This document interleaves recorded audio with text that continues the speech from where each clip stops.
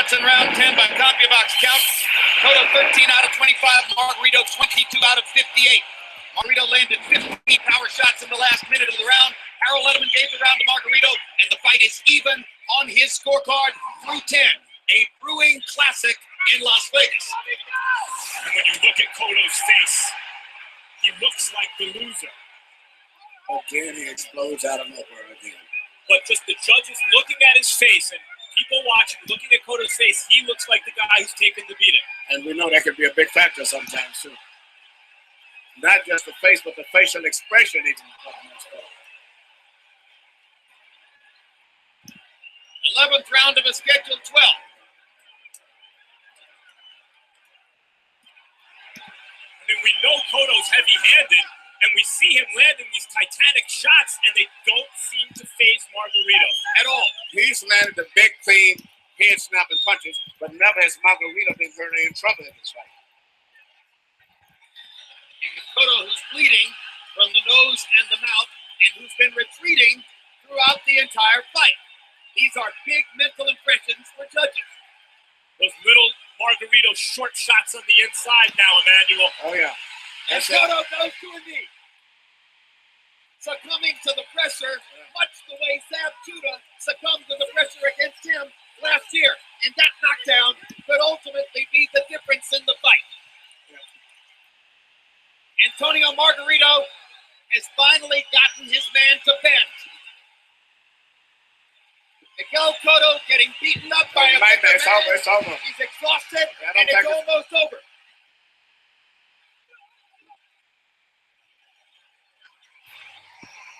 The punishment has accumulated to the point where Cotto has nothing left. There's no point in Kenny Bayless allowing this to proceed. No, it's over. It's over. And Evangelista Cotto's going to throw in the towel, and Antonio Margarito has the victory he's been waiting for all his life. Good evening, everyone. Welcome to episode 49 and a half, we'll call it. Wouldn't really be fair to make this the 50th episode. We'll save that for next week when we've got an action-packed weekend to catch up on. Or not, as the case may be. There's not really many fights to preview. And also, everyone else is busy. This is not exactly an ego trip on my part, although partly, but not entirely, because the others are genuinely busy. I've actually had a special message from Ainsley. I guess you'd call it an elegy rather than a eulogy, that signals his, I guess, hiatus from the sport. I don't think he'll be on any pods for the near future, although I'm sure he'll be back at some point. I think we've all sort of agreed in the last few days that we're sort of known for being negative. And while that's great sometimes and justified, I'd say justified 90% of the time, it can also be a bit sort of trying when you're just having to relentlessly spew out hatred. So I partly thought that was sort of partly the inspiration for tonight's show. And also, as I said before, it's partly because the others are genuinely all busy. I'm not blocking them from getting on the call, believe me. But yeah, the inspiration was really to sort of have a bit more of a neutral show and to celebrate, I suppose is the wrong word, but certainly sort of pay homage to the stuff we actually enjoy about the sport. Because I think it's very, very easy to get bogged down and kind of get stuck with all the politics and the drudgery, I suppose is the word. I'm sorry, I've actually just received a message saying, why haven't I shared the link with anyone? So I'm going to share the link out. Just bear with me one moment. It's tricky to do the entire thing on your own. I'm going to share the link just in case any of the others do want to jump on at one point. But my plan for the show is mainly, and apologies for the typing sounds, this is the perils of doing a one-man show. My plan is to read a number of sort of stories and tales from the sport that I've particularly enjoyed in the sort of decade or so that I've been a fan, and really only 4 or 5 years that I've been really closely following the sport. I mean, I think we all were sort of aware of it growing up and may have caught the big fights occasionally, but I've only been a hardcore, as we say in our circles, for 3 or 4 years really. But nevertheless, there's a number of kind of stories that I'm going to attempt to read. And again, this is as much to have a bit of calm before the storm as it is for my own vanity. Although, as I'm sure you're all aware, I'm a deeply vain man. But like I said, we'll be doing the Bonanza episode 50, the big half century, next week, probably on Monday or Tuesday, which will no doubt be full of bile and, righteous indignation. Sorry, just let me double check this. Right, so the first story I wanted to read is actually a book I'm in the process of reviewing at the moment. And I say story, these are really, we like to say essays in boxing, or boxing journalism, but they're not really essays. I mean, they're, it's 500, 600 words. It's a fairly short newspaper article, but unfortunately, as we know, newspapers don't really publish proper boxing articles anymore.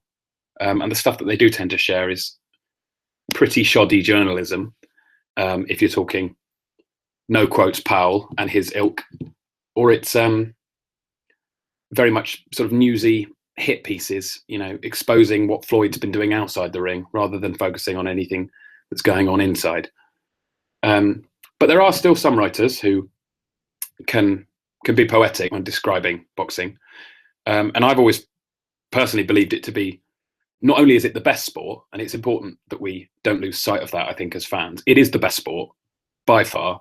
It's the most poetic, the most sort of romantic sport, I think, and the most true representation of life, as it stands for the vast majority of us, which probably has a hell of a lot more downs than ups. But occasionally it does have a fantastic sort of moment of reverie, I suppose. A bit like boxing, we put up with shitty fights for 6 months, but then occasionally you do get a classic, as we heard in the intro, when Antonio Margarito had his moment of glory in one of the best fights of this era. So I thought I'd kick off with an article about Roy Jones, who's a sort of very interesting figure, and has been discussed many times on the pod.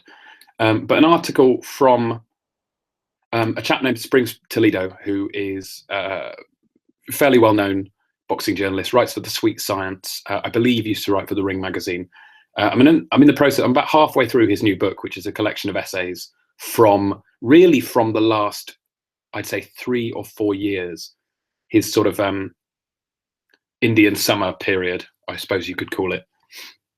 The book's called In the Cheap Seats. It's got a fantastic foreword by Jim Lampley, which is every bit as fustian and overcomplicated in its language as Jim Lampley is when he speaks on HBO and on The Fight Game in particular. But for me, he's the best. I guess the best definitely the best commentator, the best media analyst, I suppose you could say, in boxing, despite the fact that he does like to use 10 words when one will do. But nevertheless, he wrote a great foreword for this book, and I believe it's available. It's certainly available on Amazon. I'm not sure if it'll actually be in bookstores in the UK. But it's called In the Cheap Seats. I'll put a link up in the description or something at the end of the show. But it's an excellent collection of essays, and it features one of my favourite boxing essays ever, which I'm going to read out now. It's called Me and Mr. Jones. The first time ever I saw Roy Jones Jr. was on a Sunday afternoon 20 years ago. He fought a Mormon journeyman on NBC's Sports World, and by the second round, curiosity had turned to amazement. By the fourth, I was craned forward on my chair, and my decade-long infatuation with his fighting style began. The journeyman tried as valiantly as the next 31 men Jones would face, and like every one of those 31, he never had a chance. The wave of public support Jones was surfing after the 1988 Olympics crested early. He was called the best-kept secret in boxing, but his star was dimming in step with the refusal of his father, also his manager, promoter, and trainer, to allow him to face a fighter who wasn't a has-been, a never was, or a not as advertised.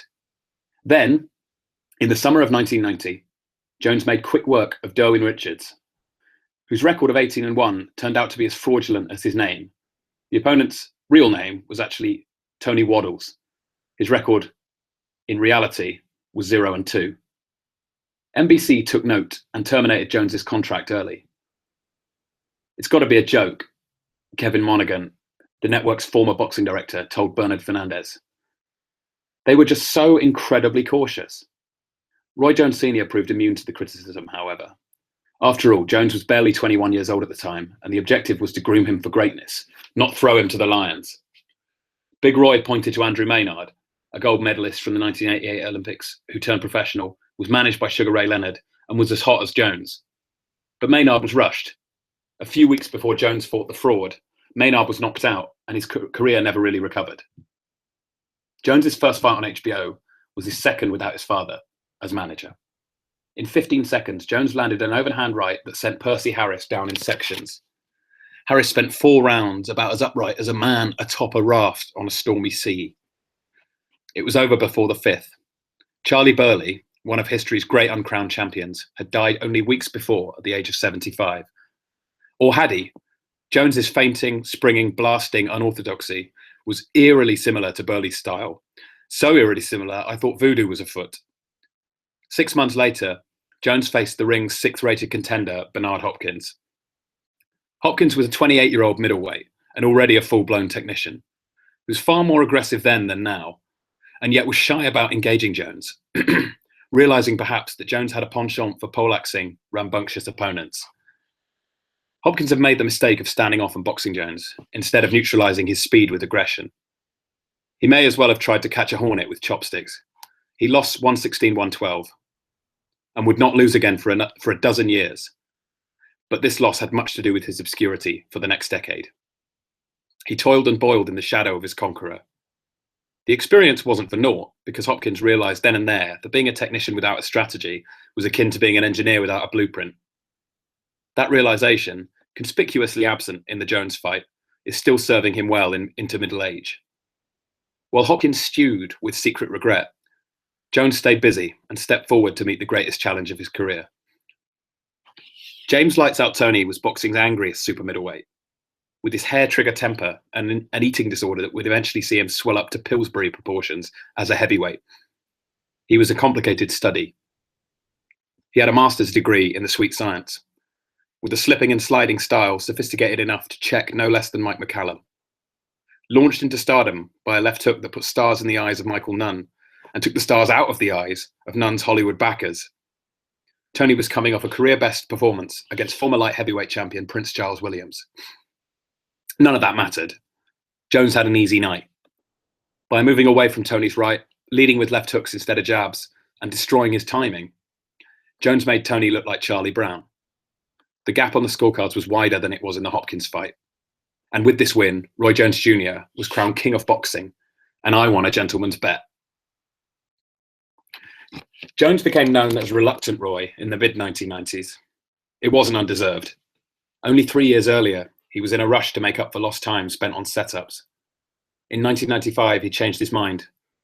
According to a source whose reliability is a mystery, Jones demanded $3 million to fight ex-champion Michael Nunn, who was offered a paltry $125,000. Jones, in other words, priced himself out of reach. Meanwhile, super middleweights Nigel Benn, Chris Eubank, Steve Collins, and Frankie Lyles were all active champions circa 1994 to 1996. And like Jones, they were all rated in the top 5 by The Ring and had a trick title at one point or another. Though it was Lyles who emerged as the true champion of the division from August 94 until July 99. But it was Jones, the superstar, who was calling the shots. Despite the fact that he was at his peak, he didn't fight them. Not one of them. Armed with an HBO contract that guaranteed millions regardless of who he faced, Jones fought an assortment of secondary contenders and municipal workers. Lyles was trained by Freddie Roach. Steve Collins was too. Roach tried to set up fights with Jones, but his calls were not returned. After Collins turned 30 years old, he grew a goatee and became twice the fighter he had been. rechristening himself the Celtic Warrior. Dangerous enough to defeat Eubank and Ben twice at the end of 1996, he had a shillelagh with Jones's name on it. After Jones cruised to a stoppage of a 39-year-old moonlighting police officer, Collins defiantly climbed into the ring. As Larry Merchant was interviewing Jones, Collins stood over his shoulder and said repeatedly, "I'm here, Roy." Merchant ignored Collins, but apologized to the HBO audience for the sorry fight. "I always thought Jones was chinny," Collins told Boxing Monthly. "From the way he fought, Jones himself knew if he got caught flush, he'd go, and he shied away from certain scenarios in the ring." I tell you that Jones had already revealed a pattern of avoidance, that the early termination of his contract with NBC was merely the opening act to a career where maximum gain would be sought for minimum risk. They overlooked the fact that Jones heard this criticism before, fired his father, and soon afterwards faced down two all-time greats in Hopkins and Toney. Yet the question remains, why didn't Jones face the iron at super middleweight after 1994?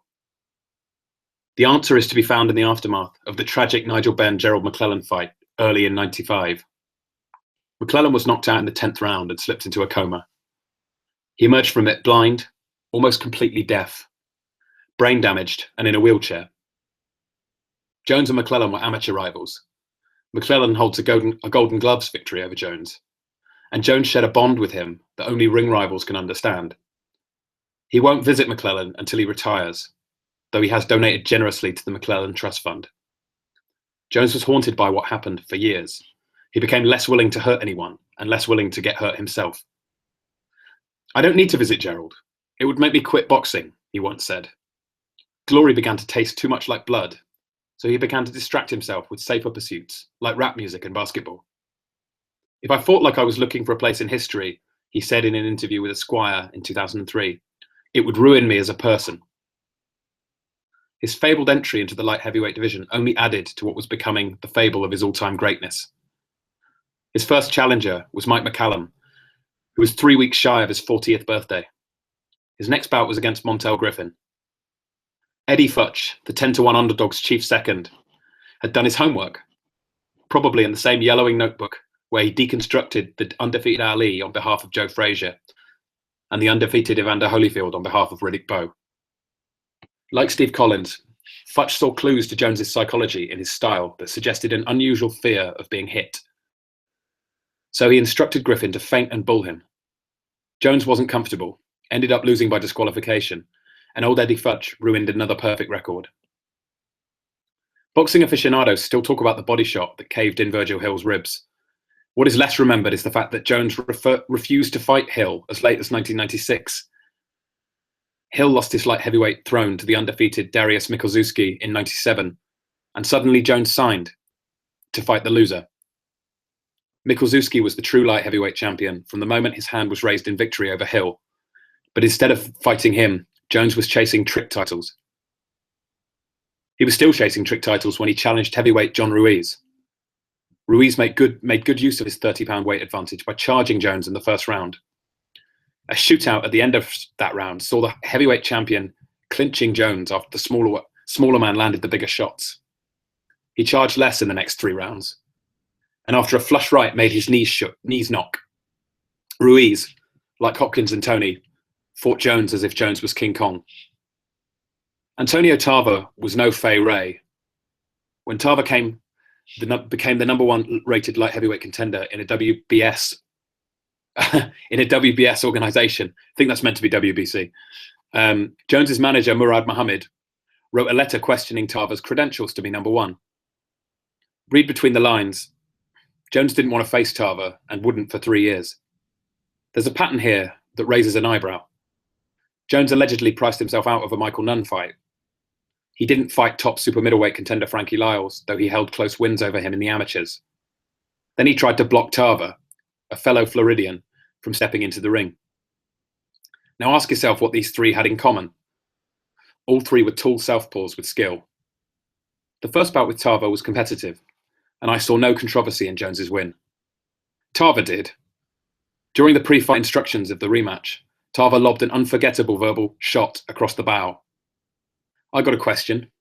You got any excuses tonight, Roy?" The lanky southpaw would leave room for none. After a left hand rendered Jones semi-conscious and the fight was stopped in the second round. Morality beckoned in his next fight.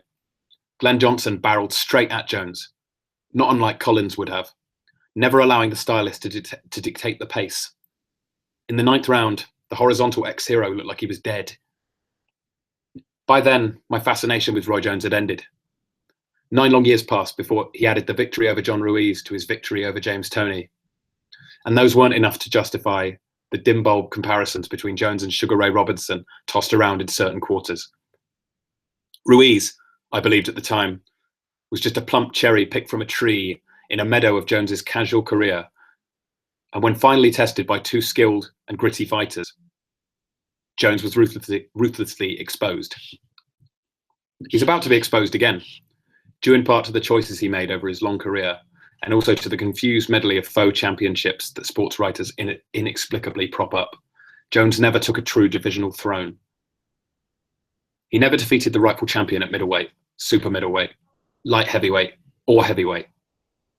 And he never fought the next best contender when he was rated first or second by the ring in any of those divisions. What he has is a collection of belts that are beside the point. No boxing historian with a dime's worth of sense can deny it. I know I can't. This realization, which came on the heels of his 2 knockout losses, forces a question. Is Jones an all-time great fighter? I thought so. Maybe I still do. But he was no Superman. We both know that's wrong. Jones didn't want to be wrong, and his decision to fight Antonio Tarver a 3rd time proved it. Most civilians get bitten by a dog once and then get jittery around a Pekingese. Not Jones.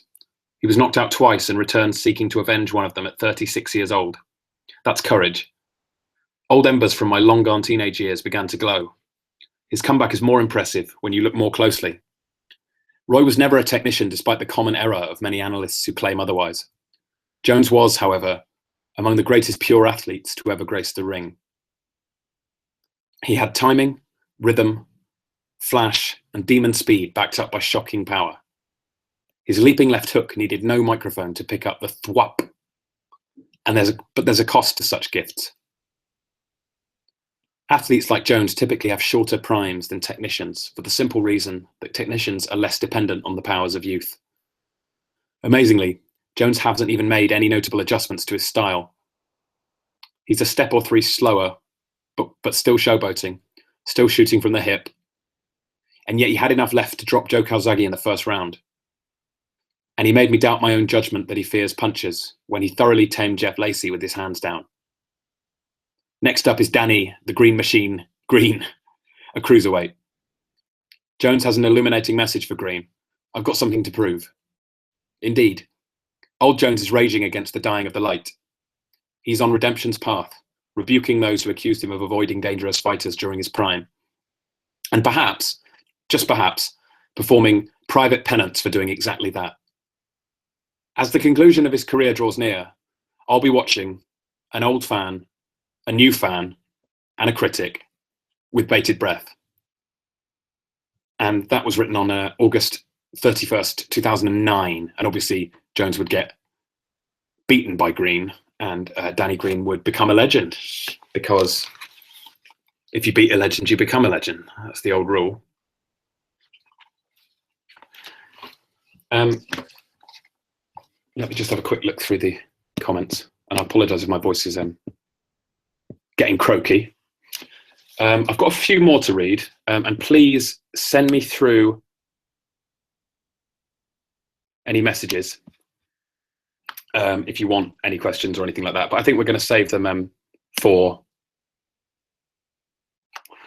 next week's show. Sorry,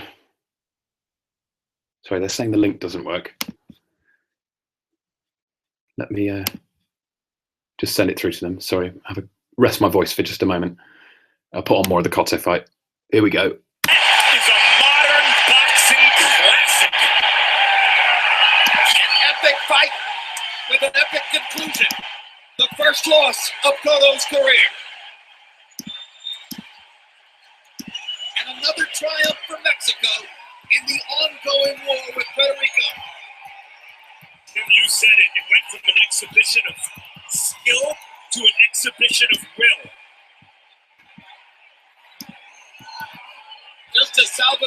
Sanchez outbilled Wilfredo Gomez. Just as Julio Cesar Chavez chopped down Edwin Rosario and Camacho, so too does Antonio Margarito finally chop down Miguel Cotto. Emmanuel, let's take a look at the closing sequence. And this is just a case of Miguel Cotto succumbing to the constant pressure. 2 uppercuts.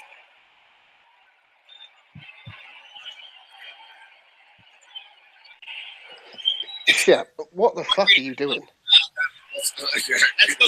You be quiet. Yeah, but right here, the left. Who have we got on? What are you doing? Reading my essays. It's the most boring thing I've ever heard in my life. You don't have to listen. It's a palate cleanser, mate. I told you. Abysmal. Before we go mental next week for episode 50. You're getting some terrible feedback. What, on the call or from? Oh, on Twitter. Yeah, I don't care. I'm enjoying myself. I don't give a shit. Read a book to yourself. People need to understand I don't give 2 shits. People want Tom over you. I'm doing it for a laugh, for free, in my spare time. I'm enjoying reading these stories.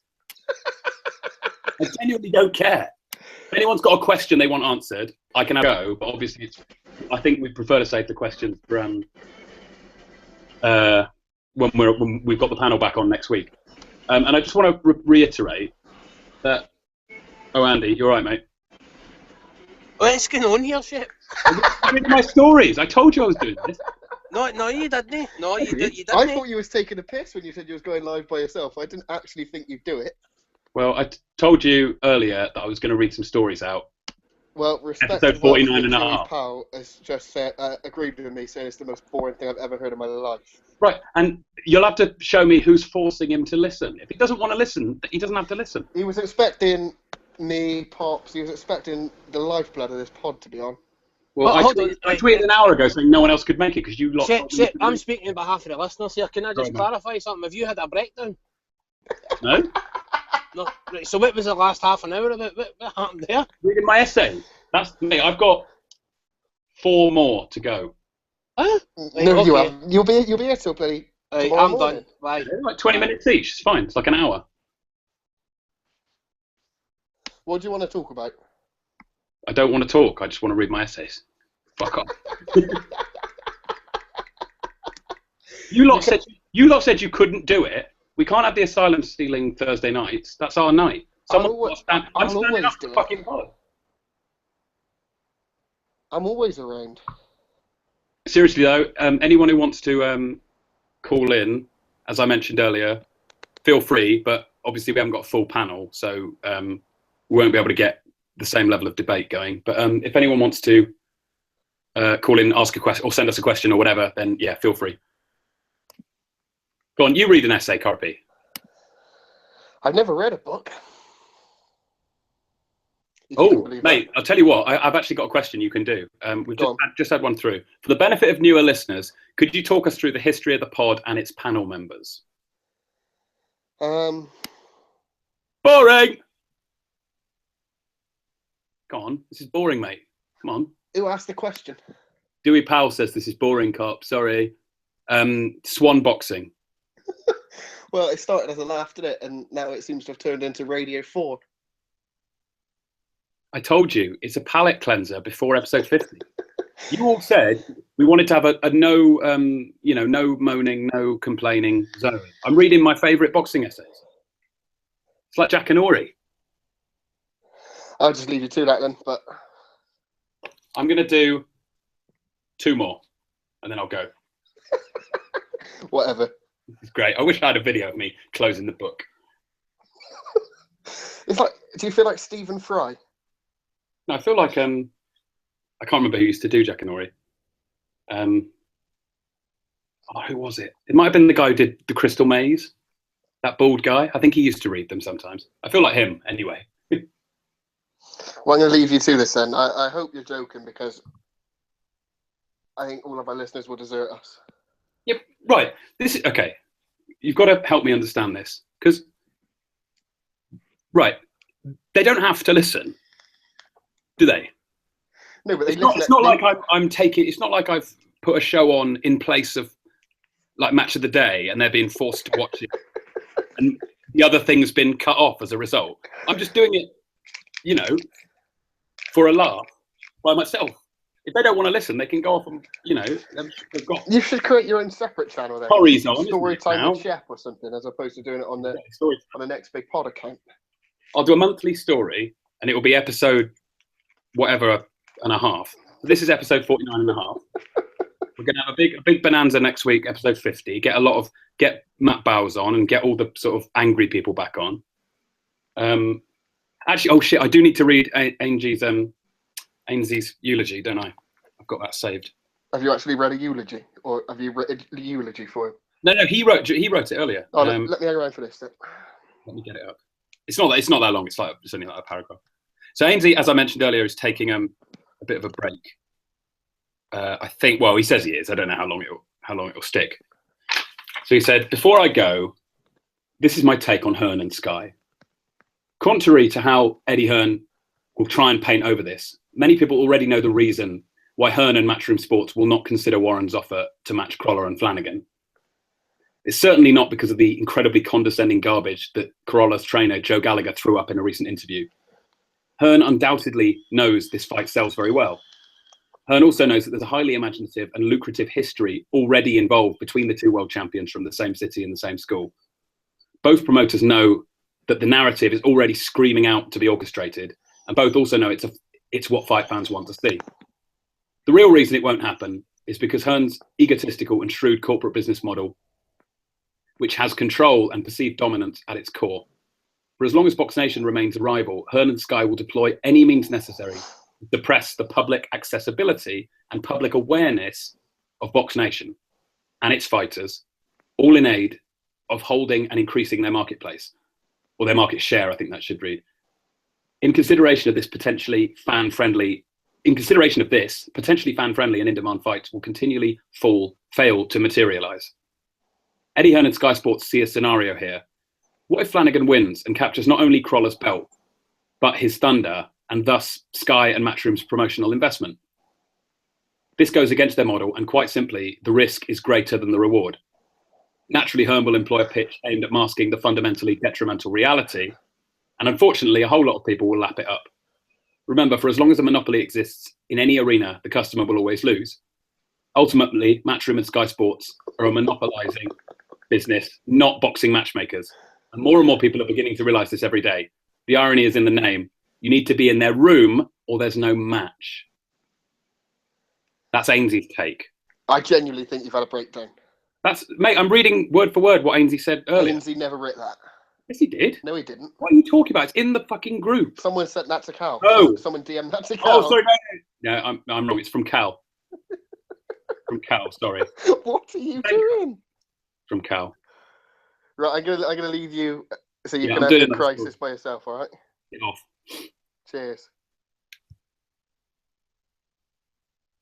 Sorry about that, everyone. I'm going to do... Yeah, that was from Cal, strangely enough. He sent that immediately after Ainsley said he was leaving, and I mistook it for a parting psalm from Ainsley. Got one more to do. I'm going to do it on one of my... This is much shorter. One of my favourite fights of recent years that I think is very underrated and sort of forgotten by us lot, by fans. This is about the Morales Maidana fight in 2011 or 2012, I forget. But anyway, this is called Something to Cheer About. Eric El Terrible Morales hasn't earned significant laurels since he handed Manny Pacquiao his first and last defeat on American shores. That was in 2005. 2 years later, he had bells in his head after dropping a decision to lightweight David Diaz and promptly retired. For 2.5 years, he brooded, stuffed his face, and brooded some more. Then he drank Tecate and brooded again. His lean frame pushed outwards and reportedly tipped the scales at 200 pounds. His pride, bobbing for air in a sea of frothy calories and depression, did not drown.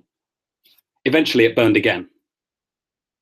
It was only his shadow that took 3 victories over nondescript opponents last year. And it was, if you asked any number of boxing writers, foolish pride that prompted him to accept a fight against the very dangerous Marcos Maidana. Maidana, 27, is a natural light welterweight. The aging Morales is a natural featherweight. With reflexes slowed, timing off, balance tenuous, what was Morales asking for in his decision to fight a relentless man considerably bigger and stronger than anyone he had ever faced before? Had this great fighter's destructive impulses reversed direction?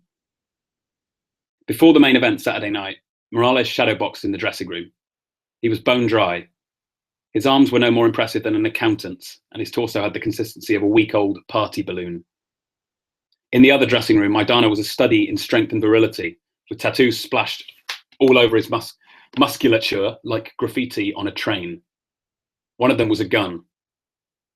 Some said that was the ultimate responsibility for Morales' his impending doom, was our own. What were we asking for when we financed this event, this slaughter? The Morales delusion was unnerving.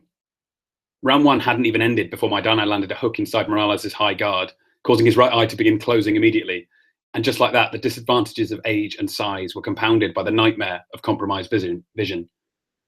By the end of the third, his eye was sealed shut and he had to fight the next 9 rounds half blind like Harry Greb. Although even Greb had it better than Morales, his handicap was a closely guarded secret while millions saw the condition of Morales' eye in blazing colour. His attempts to hide it behind a raised glove were futile. The hard-punching mauler aimed at the tender flesh of the injury and blackened it until it looked like a rotten plum. In the 5th round, his one good eye boiled with something like rage, and a reanimated right fist came hurling out of the past. It struck willful youth, disciplining it, and completely changed the narrative of the fight. And with that, Morales' delusion became something else, something grand, something to stand up and cheer about. Last February, Morales was asked how he beat Pacquiao. He replied that it was due to something you don't often see, technique. What's important is technique, Morales said. A lot of Mexicans don't look that good physically, but we know how to fight. It's all about technique. Without a doubt, that's the single most important thing for me, technique. It should be the most important thing for every fighter. There's a nuts and bolts way to deal with any style, and technicians carry a toolbox. During the preliminaries, Nobuhiro Ishida opened this and quickly exposed the limitations of the puncher James Kirkland, giving Japan something to cheer about. Robert Guerrero's wife is cancer-free, and so, with tragedy averted, he overcame the swarming style of Michael Katsidis with surgical precision. Despite the riveting violence of an event billed as action heroes, boxing was whispering that it is, always was, and ever shall be a thinking man's sport. When Morales began lifting up Maidana's head with uppercuts to get in the range of the right cross, wise novices took notes. They watched him jabbing with the authority of a man accustomed to getting his own way and throwing the old 1-2, even if it was only a little faster than their grandfather's mimicry. Straight punches travelled inside eager arcs to prove again and again the supremacy of technical warfare. Morales countered and then spun Maidana into a left hook that wobbled him. The crowd roared. I dropped my drink. At the bell ending round 8, the younger, stronger man wandered around the ring in a daze looking for his corner. Something was happening on the other side of the spectacle. Morales was challenging something beyond flesh, blood, and bone. He was challenging fate. Just before round 11 began, his corner, as surprised as everyone else at Morales' performance, but correctly sensing that he was behind in points, prodded him for more. Even the referee's against you, they said. They told him he needed to knock Maidana out to defeat him. They may as well have told him to tilt the earth. He didn't. He couldn't. All of us who watched him know now that the man cannot beat down fate, no matter how much his will may flame, wrote Hayward Brown about another underdog in another time.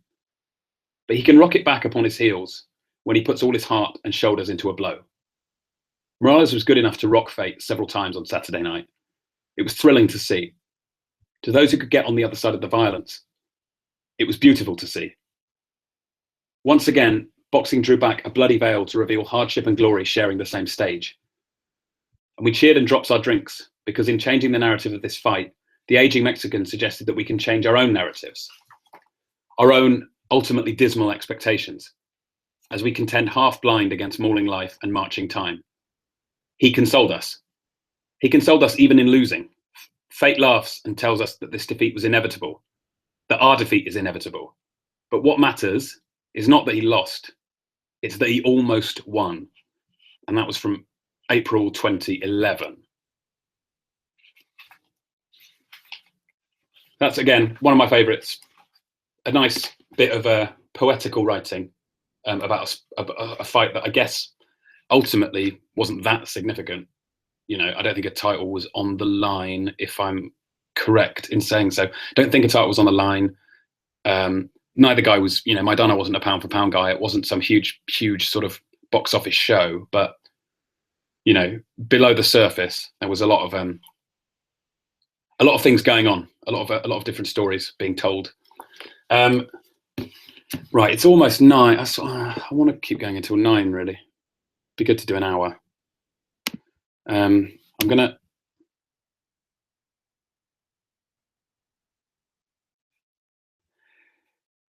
wait. Right, anyone who's listening, how many of you are listening? 46, right. Whoever tweets me first will determine whether I do one more story or finish. So the next person to tweet, if you say stop or continue, that's what I'll do. If you say both, then I will delete all of the pod forever. One new notification. Honestly, mate. No, didn't answer it. Next one.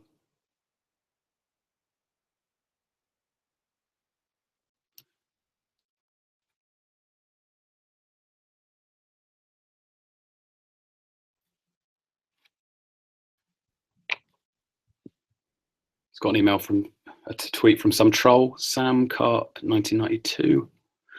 Block that account. Oh, Sam, you're not going to like this, but the tweet immediately before you said finish actually said continue. I'm not joking. I'll screenshot it for you. And someone else has asked for 2 more. So I've got a continue plus a 2 more. So that makes 3. So you're looking at least 3 more stories. Yeah. Tell you what, I'll do 1 more. Again, it'll be another short one. I'm going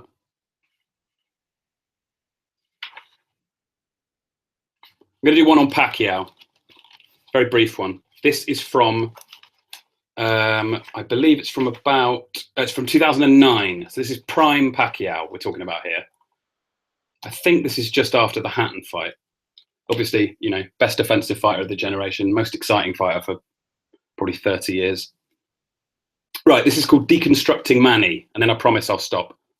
He finds gaps, said Emmanuel Stewart, after Manny Pacquiao stopped Miguel Cotto in the 12th round. Those 3 words mirror the words of a far older, far more legendary war tactician, Sun Tzu. Strike at their gaps, the art of war asserted 2,000 years ago. Attack when they're lax. Don't let the enemy figure out how to prepare. The second knockdown of Cotto illustrated this theory. Cotto, a conventional boxer-puncher, was hit on the chin in the 4th round by an uppercut from the left side that went inside and underneath his guard. Pacquiao found a gap, capitalized on the moment carelessly of an onrushing opponent, and spent the rest of the fight exploding every solution Cotto thought he had. When you're going to attack somebody nearby, make it look as if you're going to go a long way, Sun Tzu said. Right, you literally got to stop doing this. This is getting... Why? It's painful now. Well, you don't have to listen. You're ruining our good reputation. I'm saving the reputation. No, I can't stand by and let this happen. If you start talking, I'll just keep talking over you. You do a story then. I haven't got no stories. I'll send you. No one wants to listen to a story. They want to listen to a fun. I promise you, the guy said. Not this abomination. Oh. Who was it? Oats Arsenal at OATSARSENAL. Retweet it so I can attack him. I'm going to retweet now. It was 10 seconds before you sent yours. Retweet. Fuck's sake. Sorry, mate. It's democracy. Fine. You're lucky I didn't read any of my own stuff. Even I'm not that mental. Anyway, I'm reviewing this book. It's quite good. I've almost finished it now. Well, the asylum started now, so you literally have no one to listen to you. Pops has left us for the asylum. Look, I warned you. I'm going to post the chat up where I tweeted you at 4:30 saying I'll do a solo show then, and no one said anything. We didn't expect you to do it. You didn't say anything. Right, fine. Everyone, if we're going to leave it there, we'll be back on Monday, Tuesday next week for episode 50. Please forgive us for this. If you've got any questions or sort of topics you want covered, like I said before, there won't be much to review because there isn't much going on this weekend. We can do a 2-hour show on a Playboy. Yeah, well, we'll talk about Haskins, obviously. Yeah, the pound for pound. I mean, now Floyd's gone, he's pound for pound. He's top 3 anyway, for me at least. Yeah. Consensus. We'll do Haskins, and then we'll do any questions you've got. If anyone wants to hop on as well, let us know. I think we'll have the full panel back then. But anyway, I hope you've enjoyed. From Pops, because he's left us. Oh, Andy may have killed himself. He's left us like his wife left him. Anyway, look out for the Pick'em League this weekend and watch MVP pull further ahead of the Asylum. Any abuse that you want this pod to receive, please direct it directly to @6heads, not the Next Big Pod account, because we were not privy to this abomination. You signed off on it. No, I've got evidence, mate. I'm going to post the WhatsApp chat up. All right, then. I've got proof that it was approved by everyone. Anyway, this is what happens when the others are too busy to come on the pod. So you know who to blame. If you want a show with lots of swearing and all that stuff, then you've got to tell them to stop going to the pub on Thursday nights and actually stay in and be dedicated. Cal's just said he hopes you've monetized this one because this could get us a good quid at least. Of course I have. Got an advert every 5 minutes, mate. I'm surprised the amount of listeners you had, to be fair. It was always up around the 50 mark. Yeah. I don't believe you that everyone hated it, or they would have just turned it off. This is what I don't get. These people are willingly listening to it. Because it's like car crash TV, and it's like Jeremy Kyle. Once you look at it, you just can't sort of stop. Flawless. I'm a great orator. Anyway, when are you going to start doing audio books? Yeah, well, exactly. This is quite a good audition, I think. I reckon I'd be good at doing audiobooks. Yeah, send it to Puffin or something if they do audiobooks. I reckon I could do it. I might start doing like workplace safety videos or something. Right. Anyway, thank you for listening, everyone. Literally 10 people have dropped off since you came on. Wow, that's because they know the show's ended. That's 25% of the listenership has gone since you came on. I think we know what the problem is here. Well, I apologise. Everyone, I'm sorry for Sam's interruption, and send me through any other stories you want me to read for Monday's edition. I will do non-fiction, fiction, whatever you want. Safety manuals, instructional manuals. Could do the whole lot. Stuff about coding. Could do that. If you've got any university textbooks you want read out. Anyway, cheers, everyone. You might not hear from me again for a while.